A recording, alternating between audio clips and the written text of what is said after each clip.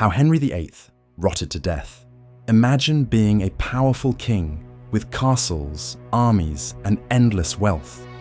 Now imagine ending your life reeking from miles away, your body rotting while still alive, unable to move, hated even by your own servants. That was the end of Henry VIII, the most feared king in England. The beginning of the decline. Henry VIII's life didn't start out this way.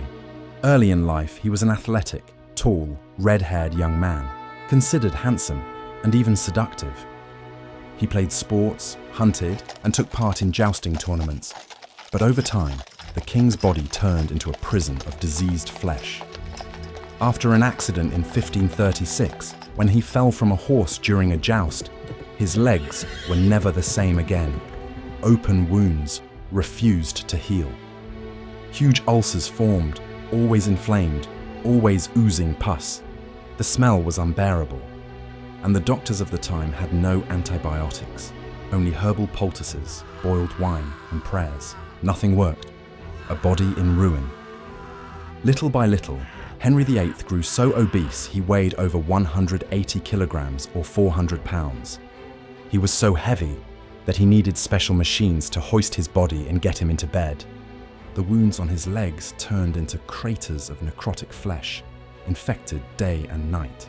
Servants had to clean the pus and change bandages soaked with blood and discharge. The king screamed in pain, but also in anger. He exploded at doctors, advisors, even at his wives. Anyone who dared defy him could end up on the gallows. And while his authority remained intact, his body was becoming a field of rot. A king trapped in his own body. The man who had once been athletic could now barely get out of bed. Any movement opened his wounds and left him exhausted.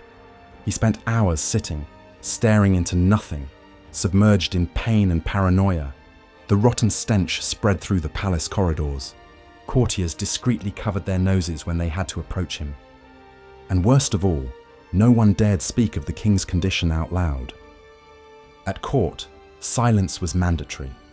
But outside of it, rumors spread.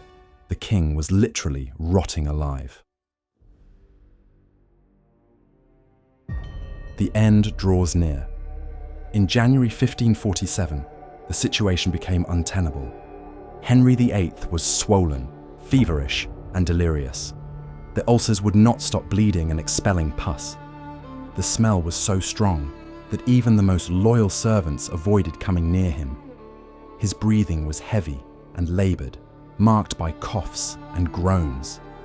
The doctors tried to ease the pain with mixtures of wine, oils, and prayers. Nothing worked. The most powerful king in England was trapped in a body that had become his greatest prison and torture. In the early hours of January 28th, Henry VIII finally died.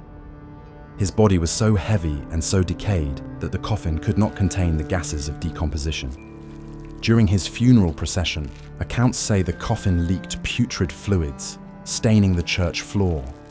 Some said dogs were seen licking that liquid, a grotesque scene almost symbolic for a king who spent his life devouring banquets, riches, and wives, and ended up devoured by his own flesh. A legacy of rot. Henry VIII became famous for many things: breaking with the Pope and creating the Church of England, ordering 2 of his 6 wives to be executed, ruling with an iron fist, but his slow, disgusting death became one of the most horrible in the history of royalty. The man who had seemed invincible was ultimately overcome by infections, obesity, and wounds that never healed. In the end, his strength did not come from muscles or swords, but from the fear he inspired. And when the body finally collapsed, all that remained was the stench of rotting flesh. Conclusion.